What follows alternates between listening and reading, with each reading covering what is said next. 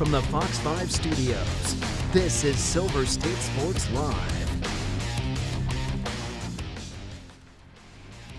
We are live from the Torch at Allegiant Stadium. Welcome in to Silver State Sports Live. I'm Mike Davis, joined today by the one, the only, Vince Sapienza, our Raiders insider and sports anchor with Fox 5 Las Vegas. Vince, how does it feel to be with us today? It is always an unbelievable time to be inside the stadium, minutes away from Raider Nation, pouring inside for the final preseason game on the schedule, and then we're just a couple weeks away from that week one. Now, I don't want to get ahead of myself. A lot of work to do in this game today, a lot of information to find out for the Raiders. All right, we're going to be breaking it all down, but it's been an eventful offseason for the Silver and Black. A new head coach in Clint Kubiak, a top draft pick selection in Fernando Mendoza, even a botched trade with superstar Max Crosby. But after tonight, a new era officially begins, and after going 1-1 the past 2 weeks, the Raiders look to wrap up the preseason on a high note against the San Francisco 49ers. And from the top position battles to who's fighting for a roster spot, there's a lot we need to get to. And joining us right now to help us out is Fox 5 Sports Director Kevin Bollinger. Kevin, good to see you. So let's talk about this. NFL rosters, they need to be cut down on Sunday to 53 men. Who, in your mind, is the most significant player tonight who's battling to make this roster? Well, I think there's a lot of battles, but I think it's really in the defensive backfield because there are so many young players. There are going to be some interchangeable parts.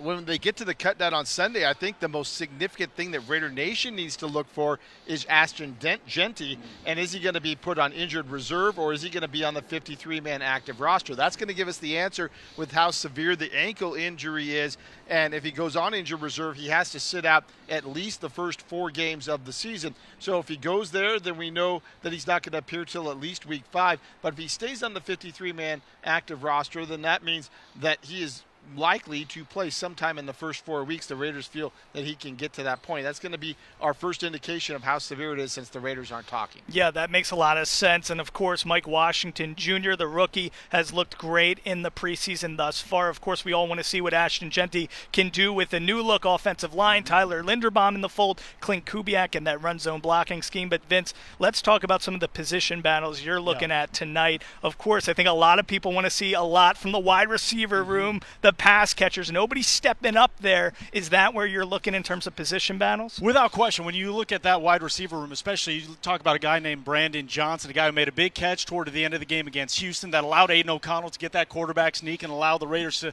win their first preseason game in 3 years. But I look beyond that. There's a lot of position battles going on. You know, we made a lot about the offseason in the secondary, right? The infusion of youth, the draft picks, Dalton Johnson, Trayton Stukes, Zeke Massis, Jermon McCoy. You're sitting there saying, okay, there's a lot of options now, but guys who are returning, you're like, oh boy, I guess I'm on notice right now. One of those guys is Greedy Vance, but Greedy Vance is a guy that has really stepped up this training camp. He's been a guy that people have questioned, can he handle the rigors of the NFL? Can he make those tackles? He's been doing it consistently, not just in training camp, but in the preseason as well. He's also had a lot of interceptions during training camp on the likes of Fernando Mendoza and a Kirk Cousins. So those are 2 guys that I'm looking at specifically, and just a couple other names to keep an eye on. Patrick Johnson, he got the podium treatment, Kev, a couple days ago, a backup defensive end, and that's an area of concern because we all know what Max Crosby can do, but who's that other guy? Who else can step up? So I don't know if those are guys that could be cut, but those are guys that are looking to make their stamp of approval. And let's also not forget, the Raiders have the #1 pick on the waiver wire for the next month. So it's not just these players on notice, but everyone around the league. Yeah, now typically, Kevin, you know, 3rd game of the preseason, a lot could already be determined from John Spytek's vantage point, from Clint Kubiak's vantage point. Do you think tonight there really is going to be a lot of decisions yet to be made, or do you think a lot of this is already not even penciled in, but put in Sharpie marker? No, because it's all based on competition. They have made that clear from day one when Kubiak came here, that it is going to be competition every day in practice, every day in the meeting room, in the facility, and when they do get on the field, whether it's a preseason game or even as we go through the season, it's all going to be about the competition moving forward. And then you talk about things that could still be decided. The right guard position is the one that's kind of really the true battle that could swing either way between Jackson Powers Johnson and Caleb Rogers. Those are guys that are kind of neck and neck right now. and it's a critical position for the Raiders moving forward as well.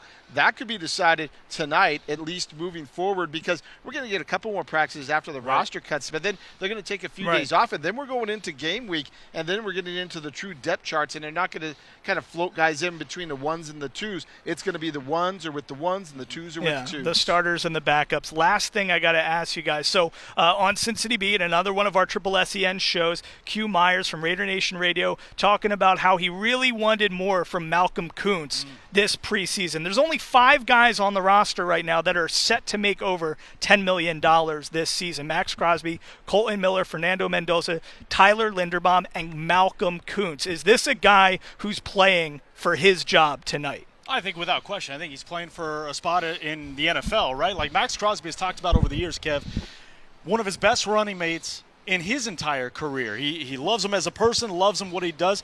He had a nice little, I don't want to call it an outburst, but in his last 6 or 7 games, a couple years ago, he really flashed as, okay, this could be the Robin to Max Crosby's Batman. He gets hurt the very next year. He wasn't quite the same last year, still battling back from that knee injury. This is put up or shut up time for a guy like Malcolm Kuntz, because at some point, somebody else has to step up opposite Max Crosby. The franchise isn't going to wait forever for a Malcolm Kuntz, and Kev, this might be that opportunity. And keep in mind, as Vince mentioned earlier, that you're looking at 31 other teams that are going to be making those roster cuts. They're going to be salary cap casualties in there.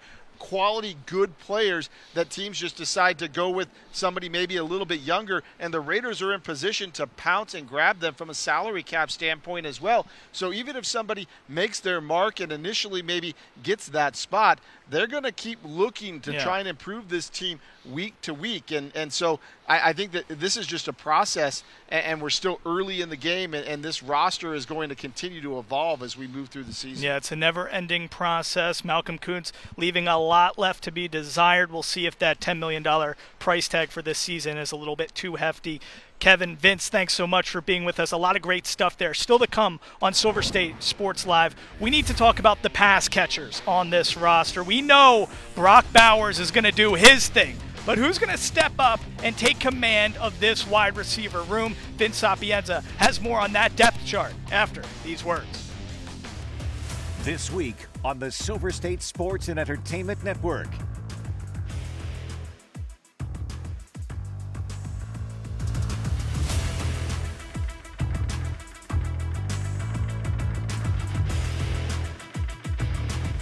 Your Triple SEN lineup is sponsored by AAA Roadside Assistance.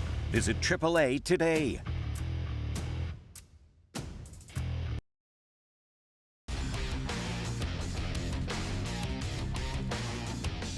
You're watching Silver State Sports Live. Well, he's a Gorman kid making a return to Las Vegas. Jalen Nailor is ready to step into the spotlight, and he's not only familiar with Southern Nevada, he's also familiar with his quarterback. All right, Jono sits down with the newest Raiders receiver in this exclusive conversation. McCarthy on third down, floating it up for Nailor, and he drops a dime. Nailor with a move. Jalen, welcome home. How does it feel? It feels great. You know, I mean, it's a blessing to be back home. Just have those people around me, my family, just that type of support. You know, it means a lot. Well, I want to start with your time growing up here, going to Bishop Gorman. Your name's all over the trophy case over there.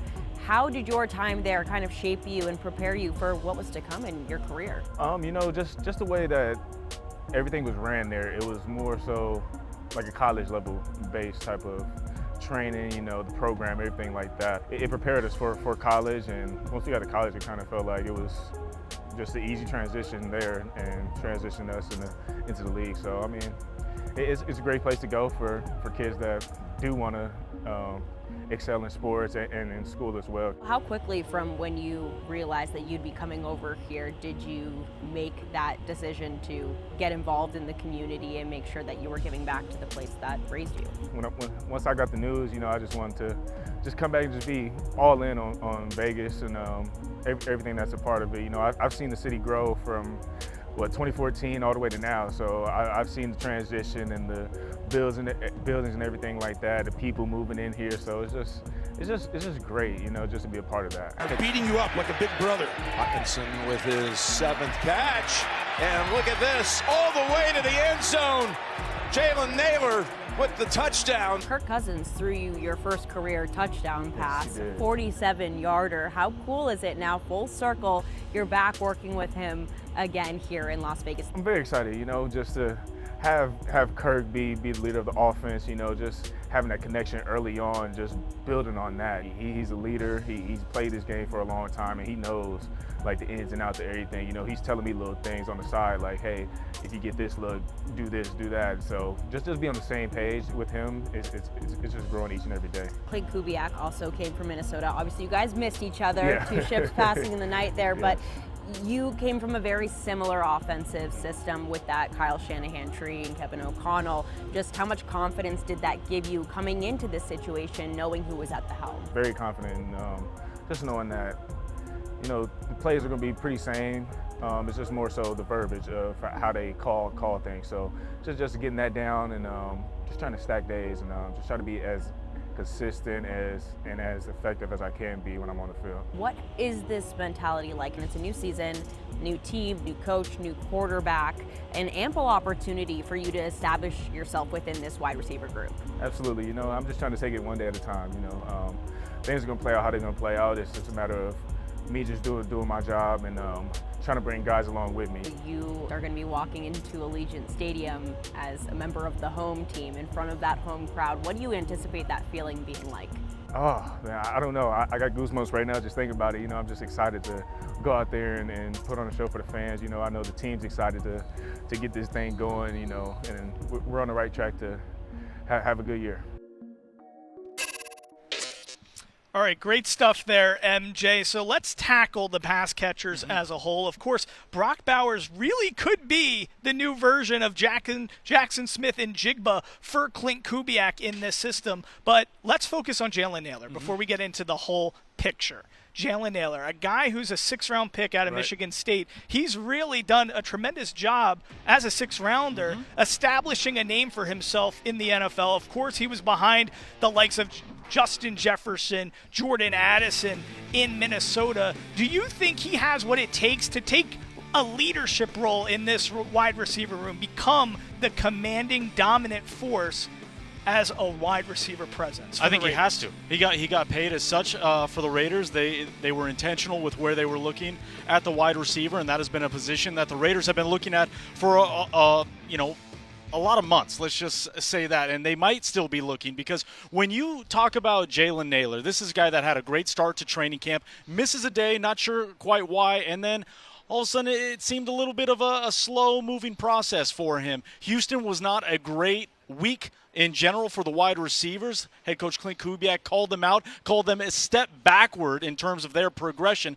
Not to say they can't move forward, but someone had to step up. Someone had to be accountable and help them on Sundays. And then he ends it by saying, still looking. That is putting the wide receiver room on notice in a very large way. For somebody who's so economical with their words like Clint Kubiak is, he had a lot to say about that wide receiver group. I also think it's noticeable that Jalen Nailor was the lone offensive starter to play against the Houston Texans again in the preseason. Again, not saying they're singling him out, but there's a reason for it, right? There's a reason why they wanted to see more out of Jalen Nailor. He needs to step up. Look, he's a guy that's been salivating for this opportunity to be a number 1 guy, to get more looks, more targets, as you said, behind Jefferson, behind Addison in Minnesota. This is his opportunity in front of friends, in front of family, in front of his home.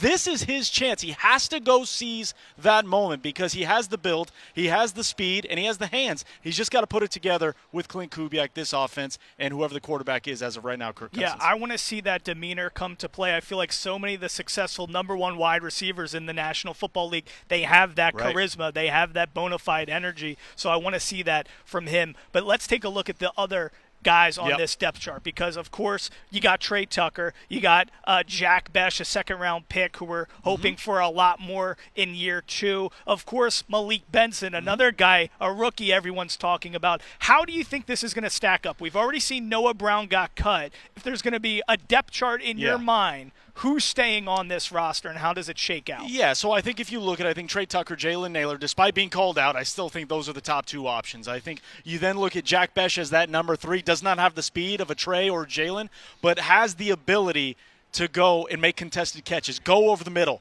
block. What did Trey Tucker say a couple days ago? No block, no rock. So there's a lot being asked of these wide receivers. Malik Benson is fighting, clawing for that number 3 spot. Derek Young is a wide receiver that comes over from Seattle. Big special teams guy for Clint Kubiak. They like him a ton. Dante Thornton Jr. hasn't played a lot. He might be an injury reserve type candidate that might stick around, but his spot is kind of up for grabs as well. So a lot to be determined. And again, we cannot forget that waiver wire because there's going to be 1,200 guys that are cut in the next couple days. The Raiders are going to be looking at the wide receiver room. All right, I can't wait to see how this all shakes out. Now, guys, we got to go to the break. As the preseason comes to a close, the regular season brings new life, opportunity, and a great challenge. Coming up, Kevin Bollinger gives us a closer look at the 18 weeks ahead for the Raiders, and we'll break down what Fernando Mendoza could see his first regular season action.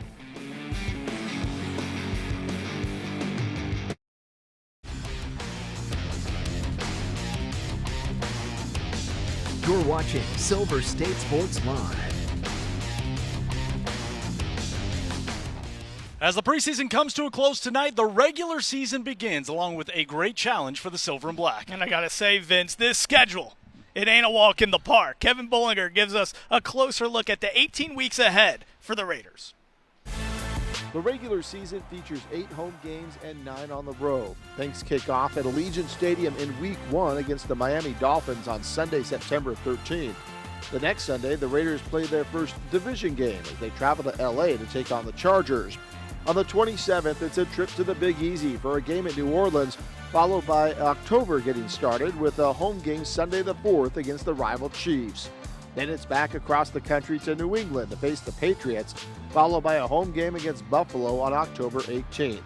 It will be 2 straight home games because the Rams will come to town the following Sunday. After that, it's the first back-to-back roadies of the season, with trips to New Jersey to battle the Jets on November 1st, and then to the Bay to tangle with the 49ers on the 8th. The defending Super Bowl champion Seattle Seahawks come to Allegiant Stadium on November 15th, and then it's right back on the road. First at Denver on the 22nd, followed by Thanksgiving weekend in Cleveland. The Raiders don't get their bye week until Week 13. That's the first week of December. The home stretch starts with 3 consecutive home games against the Chargers, Broncos, and Tennessee Titans, with 2 road games to close out the season at Arizona and in Kansas City. It's worth noting that the Raiders are not scheduled to play in a primetime game this season. Everything is during the day on a Sunday. The team is scheduled to fly more than 21,000 miles this season. All right, great stuff there, Kev. So, Vince, taking a look by that, week by week, these first 11 weeks, it's a gauntlet. It's going to be brutal for these guys. My first question is, let's just say we're hoping to see Fernando Mendoza in some action. Yeah. When would be the earliest you could even see the first overall draft pick making an appearance? Because as I look at the schedule, I mean, maybe week 8 against the Jets on the road would be the first time, but those first 11 weeks, they're brutal. Well, if you listen to Clint Kubiak, the competition is still wide open, apparently, at the quarterback position. So you look at tonight's game, you say, can Fernando Mendoza close that gap tonight and maybe be that starter in Week 1? What a story that would be, a little full-circle moment going against Miami here in Las Vegas. I know Raider Nation would be salivating at that thought of Fernando, the number 1 overall pick, getting that Week 1 start. But if we're being honest with ourselves, what the would you schedule do? does not line up for a perfect – in a perfect world, you get them after the bye. But the bye week for the Raiders is so late in the season, Week 13, that you need to see Fernando Mendoza earlier than this. The writing is on the wall. Kirk Cousins is awesome and a great mentor, but the future is Fernando. And if the wins aren't there early, you have to throw them in. So I look at the first month of the season. If the Raiders are anything less than 2-2, then I think we're seeing Fernando earlier than later. Now, if the Raiders are, 4-2, 4-3, you might have a little stay of execution, so to speak. But I would imagine wins and losses early on in that first month will dictate how quickly we see Fernando. Okay, I think Raider Nation's going to be happy about what you had to say there. Okay, we're almost ready for kickoff coming up a little bit later. What does Vince Sapienza want to see play out tonight on the field? That's coming up when Silver State Sports Live returns.